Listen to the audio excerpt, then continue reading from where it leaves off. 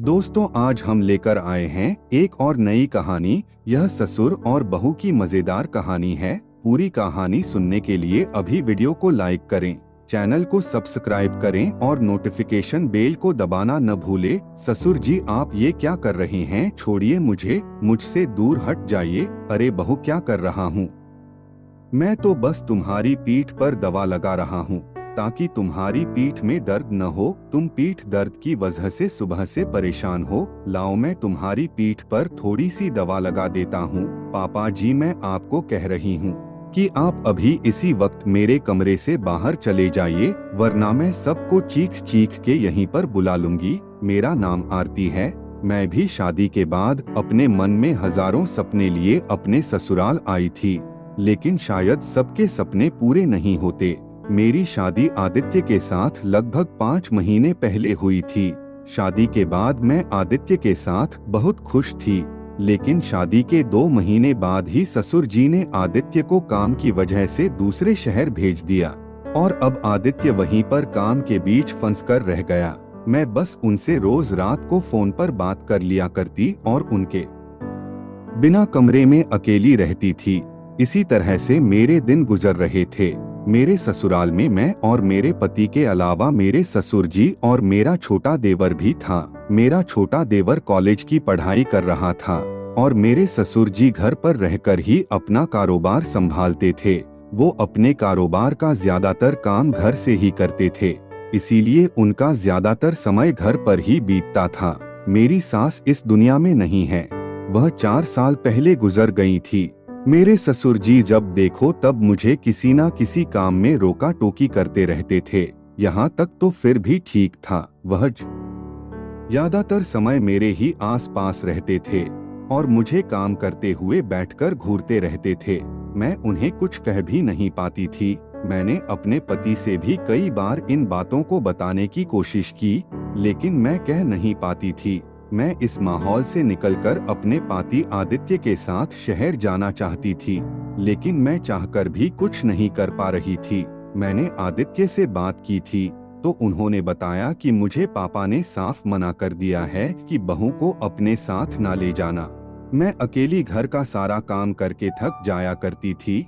मेरी शादी से पहले तो घर में काम करने वाली नौकरानी थी, लेकिन मेरी शादी होते ही ससुर जी ने नौकरानी को हटा दिया, ये कहते हुए कि हम लोग हैं ही कितने लोग, क्या 2 लोगों का काम भी बहू नहीं कर पाएगी?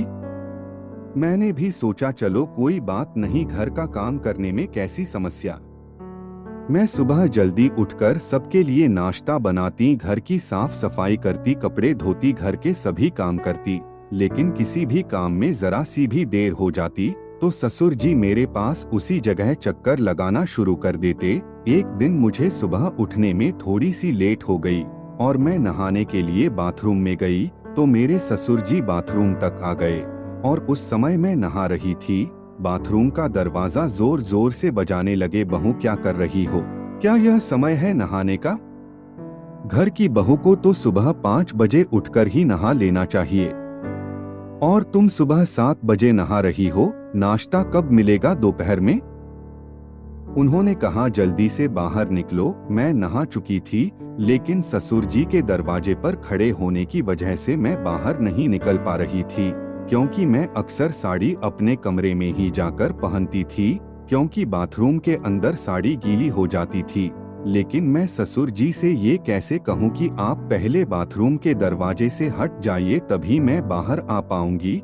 लेकिन ससुर जी तो बिना रुके दरवाजा बजाए जा रहे थे और जैसे जैसे मैं देर कर रही थी वैसे वैसे ससुर जी और भी ज्यादा गुस्से में आकर दरवाजा पीटे जा रहे थे। जैसे ही मैं बाथरूम से बाहर आई तो ससुर जी ने चिल्लाना बंद कर दिया और मुझे बस एकटक देखने लगे। मैं जल्दी से अपने कमरे की तरफ भागी और मैंने कमरे के अंदर घुसकर अपने कमरे का दरवाजा बंद कर लिया। वह मुझे लगातार बस घूरे ही जा रहे थे। एक दिन मैं रसोई में फिसल कर गिर गई, जिसकी वजह से मेरी कमर में थोड़ी सी चोट आ गई। मेरे गिरने की आवाज सुनकर मेरे ससुर जी रसोई में आए और मुझे गिरा हुआ देखकर मेरे पास आकर कहते हैं, अरे बहू, तुम कैसे गिर गई? आओ चलो मैं तुम्हें उठाता हूँ। गिरने की वजह से मुझे कुछ ज्यादा ही चोट आ गई थी। जिसकी वजह से मैं अपने आप उठ नहीं पा रही थी। उन्होंने मुझे पकड़कर उठाने की कोशिश की। मैंने अपने ससुर जी से कहा, नहीं पापा जी, मैं अपने आप उठ जाऊंगी, आप रहने दीजिए। लेकिन फिर भी वो मुझे बार बार कहने लगे, अरे नहीं बहू, तुम्हारे इतनी ज्यादा चोट लग गई है, तुम कैसे उठ पाओगी, चलो मैं ही तुम्हें तुम्हारे कमरे तक छोड़ आता हूँ। मैं ससुर जी से बार बार दूर रहने के लिए कहने लगी, आप मुझे छोड़ दीजिए, मैं अपने आप उठ जाऊंगी। मेरी आवाज सुनकर मेरा देवर रसोई में आ जाता है और मुझे ऐसी स्थिति में देखकर पूछने लगता है, अरे भाभी, आप जमीन पर लेटकर क्या कर रही है? मैंने कहा, देवर जी, मेरा पैर अचानक से यहाँ फिसल गया और मेरे बहुत ज्यादा चोट आ गई है, इसलिए क्या आप सहारा देकर मुझे मेरे कमरे तक छोड़कर आ सकते हैं? मेरे देवर ने मेरा हाथ पकड़कर मुझे सहारा देते हुए मेरे कमरे तक छोड़ दिया। मैं अपने बेडरूम में लेट गई, लेकिन मुझे उस समय समझ नहीं आ रहा था कि मैं बाम किससे लगवाऊं। जब तक मेरे देवर घर पर थे तब तक तो मेरे ससुर जी मेरे कमरे में नहीं आए, लेकिन जैसे ही मेरे देवर घर से बाहर चले गए भी मेरे ससुर जी मेरे कमरे के अंदर आकर कहते हैं, अरे बहू, तुम मुझसे इतना ज्यादा नाराज क्यों रहती हो? लाओ मैं तुम्हारी कमर पर दवा लगा देता हूँ। यह कहते हुए ससुर जी ने दवा उठाकर मेरी कमर पर लगाना शुरू कर दिया। मैंने गुस्से में आकर अपने ससुर जी से कहा, पापा जी, आप यहाँ से बाहर चले जाइए। मैं आपको बहुत दिनों से देख रही हूँ कि आप किसी न किसी बहाने से मेरे करीब आने की कोशिश करते हैं। मुझे नहीं समझ आता कि आप ऐसा क्यों कर रहे हैं। मैं आपकी बहू हूँ और बहू बेटी समान होती है। आप अभी इसी वक्त यहाँ से चले जाइए। तभी एकदम से ससुर जी गुस्से में कहते हैं, जवान देवर का सहारा लेकर तुम खड़ी हो सकती हो, लेकिन जब वही सहारा मैं तुम्हें दे रहा था तब तुम्हें परेशानी हो रही थी। क्या जवान लोगों का छूना ही तुम्हें अच्छा लगता है? अपने ससुर के मुंह से ऐसी बातें सुनकर मैं बिल्कुल हैरान रह गई। वह कहने लगे, बहू दवा दो, आज मैं लगाकर ही रहूंगा। मैं बार बार अपने ससुर जी को मना कर रही थी। तभी अचानक से मेरे पति वहां पर आ जाते हैं और ससुर जी को इस हाल में देख लेते हैं। फिर वो मुझसे पूछते हैं, अरे तुम्हें क्या हो गया है, तुम यहाँ पर ऐसे क्यों पड़ी हुई हो? फिर मैंने अपने पति को सारी बात बता दी।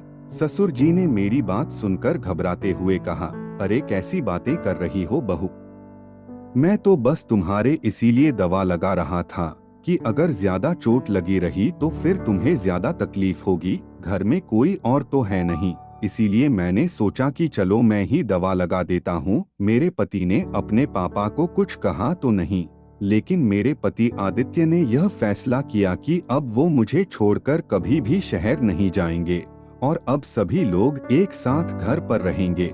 मेरे पति ने अपने पापा से भी बात की, उनको उनकी मर्यादा में रहने के लिए समझा दिया। दोस्तों, कहानी अच्छी लगी हो तो शेयर करें।